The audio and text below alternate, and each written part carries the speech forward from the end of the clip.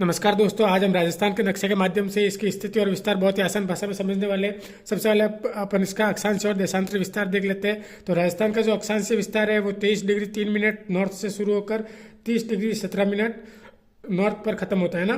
तो 23 degree 3 minute north पर अपना बोरकुंड गांव से इसका अक्षांशीय विस्तार शुरू होता है, जो बांसवाड़ा जिले में स्थित है। वहीं 30 डिग्री 17 मिनट नॉर्थ पर ये खत्म हो जाता है और यहाँ पर इसका अंतिम गांव जो है वो है कोणा गांव। और ये अपना स्थान जो है वो श्री गंगानगर में स्थित है। कहाँ स्थित है? श्री गंगानगर में।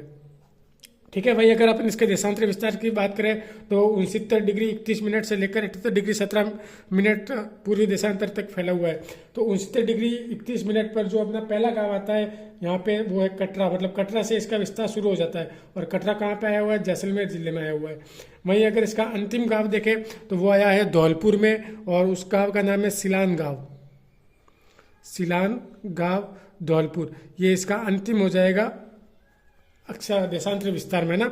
अब इसकी अगर उत्तर से दक्षिण और पूर्व से पश्चिम लंबाई और चौड़ाई की बात करें तो इसके उत्तर से दक्षिण जो ये सीधी रेखा है, ये जो इसकी लंबाई होगी वो होगी अपने 826 किलोमीटर। कितनी होगी?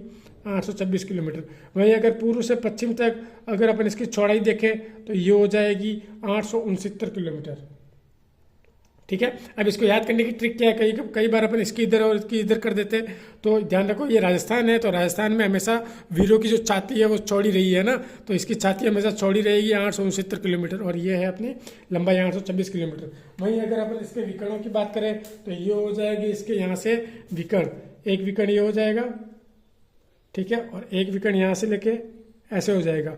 उत्तर पूर्व से दक्षिण पश्चिम तक जो ये विकर्ण है इसकी जो लंबाई है वो है 784 किलोमीटर, जबकि उत्तर पश्चिम से दक्षिण पूर्व तक जो विकर्ण है इसकी लंबाई हो जाएगी 850 किलोमीटर।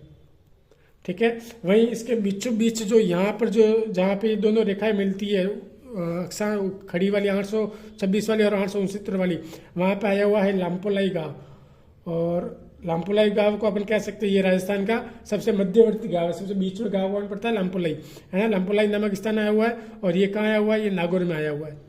ठीक है, इस तरह आपने इसका बहुत आसान तरीके से इसका क्या समझ लिया, अक्षांश और देशांतर विस्तार समझ लिया। ये बेसिक सी इसकी थी जानकारी स्थिति और विस्तार की।